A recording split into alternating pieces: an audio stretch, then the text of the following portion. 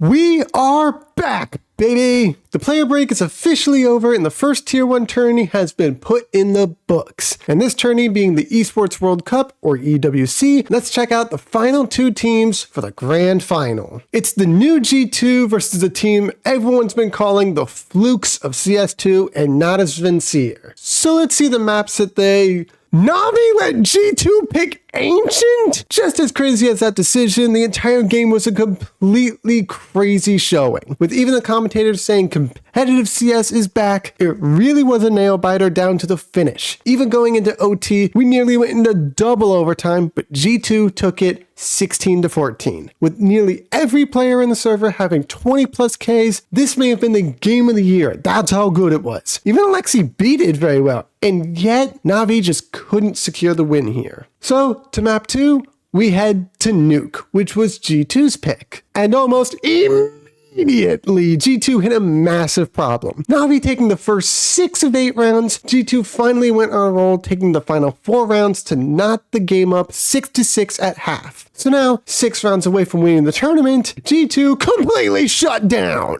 Navi taking a perfect CT, G2 were absolutely crushed. It was so bad that word has it, emotions ran up even after the game. Now, this might be speculation, it might be true, I take it with a grain of salt. But all I know is Hunter, Snacks, and Mobs all had a rough showing. So making it to a third map, Navi and G2 went to Inferno, where out the gate, Navi completely dominated. A 9-3 first half, it only took 7 rounds in the second half to end the match. G2 falls to Navi 6-13 as the Copenhagen Major winners hoist their second Tier 1 trophy of the year. And in this one, there's 3 things to take from this. First one, find Hunter. Straight up, no excuses, he went missing in the grand final in this tournament. I get it that the player break was nice, but you gotta show up at a grand final. I'd chew out Rops, Kerrigan, or Zyru here, and you're no different, Hunter. Off days happen, I understand that fully. But man, grand final time, you gotta step it up, Hunter. 2, are Navi still flukes? I gotta side with no on this one, but with a huge caveat. Everyone played well in the grand final. Heck, Bit even claimed his first ever MVP, and I congratulate him and the team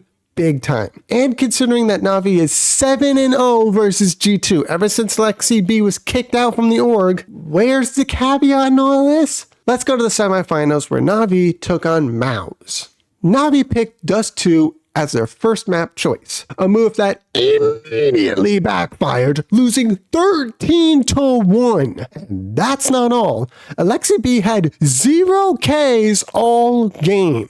The final round being garbage time, he did get 3 Ks, but that's how he finished. 3-13 with 3 assists all game long.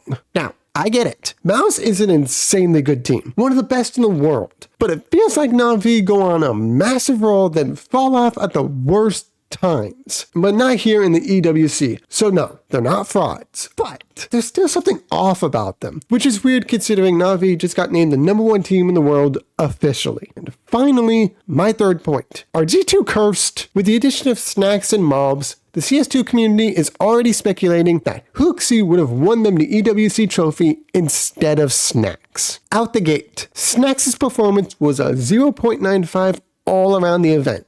But looking into the games, he had exactly 5 games at a 1.0 rating or higher, and 5 games at a 0.95 or lower rating. So exactly 50-50. So while he was streaky, I'd say that fragging was a huge improvement over Hooksy. But this isn't the end of the controversy. Fans of the CS community know Snacks can out-frag Hooksy, but know his knowledge of the game isn't up to snuff compared to the Giga Chad. To this, my thoughts are, they placed second in their first tournament as a new G2. You just got Mobs and Snacks and already are seeing crazy good results. Was it a win? No, it wasn't. But everyone, and I mean everyone, thought it would take some time to get Mobs to adjust to Tier 1 and for the team to get on equal ground with Snacks. Far from it. With Taz as coach, Snacks at IGL, and NA Donk going freaking bonkers in this tournament, G2's potential is through the freaking roof. Mobs having a 110 rating in his first Tier 1 tournament with G2 has proved that G2 might actually be letting him do his thing. And with Nico and m0NESY going ballistic, their weakest link is arguably Hunter. So back to the question, is G2 cursed? The answer is a clear no. We all thought it'd take weeks and months of playing to see G2 do this well. That's not the case at all, and I'm most happy that Nico is not IGLing. Not after having a 135 rating in the entire tournament. So give G2 some slack and let's see where this crazy train is going to lead us. Because G2, I have some serious hopes on you now. So congrats to G2 for their impressive run, and a huge amount of kudos to Navi for their reverse sweep to win it all and be #1 team in the world. It's good to have CS2 back. But what do y'all think? Should G2 have won it all? Do you think Navi is the #1 team in the world now? Comment down below, and thank you so much for watching. If you enjoyed, like and subscribe. It's free and it helps out an absolute ton. And if you want to see more, check out the video on the left, and I hope that y'all have an epic day. Thank you so much for watching. I'm out. Peace.